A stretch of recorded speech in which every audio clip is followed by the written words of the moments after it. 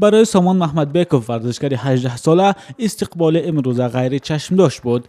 سامان 5 سال اخیر در سبقت‌های بین المللی عاید به جودو از نام تاجیکستان برآمد کند هم بار اول بعد رسیدن به بلاغت به تاجیکستان آمد.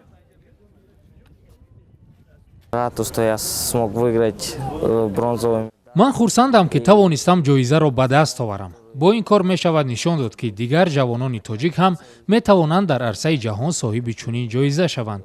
همه چی امکان دارد. من برای آن به وطن برگشتم که می‌خواستم که دوشنبه امروزه را ببینم. او 10 سال است که در ولایت ایرکوتسک روسیه تحصیل و زندگی و در مکتب جودوی شهر ایرکوتسک تمرین می‌کند.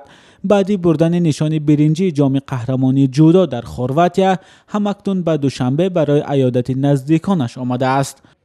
برای وطنش اومد که مثلا امروزه صاحب مثلا تونست که در عرصه بین المللی پرچم ملتش بردارد و از طرف خودی مثلا کمیته خودی جوانان و سیاح این سپورت هم دعوت شدگی بود و کمانده تیمین تاجیکستان ده بود و این برای من همیشه خوشبختی است که فرزند وطنم Representing Tajikistan, Soman Makhmadbekov.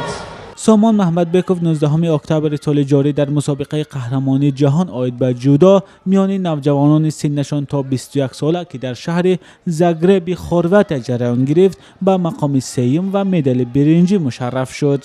باوری کامل داریم که سامان میتواند که در بازی‌های المپیک توکیو 2020 شرف و ناموس ورزش تاجیک رو حفظ و معرفی کند و اون به واسطه به تیم یکاچین جمهوری تاجیکستان وارد می‌گردد.